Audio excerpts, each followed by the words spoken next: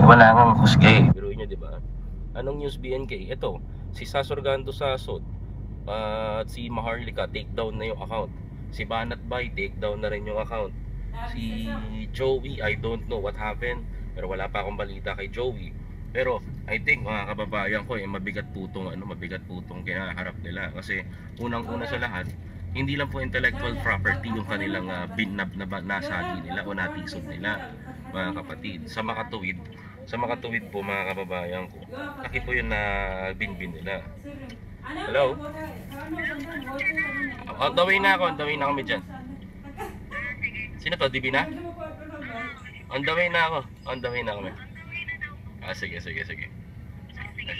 O, nakalive ako. Sakyan. Sige. Ayun na nga mga kapatid, no. Ayun na nga yung story. So yung ginagawa nilang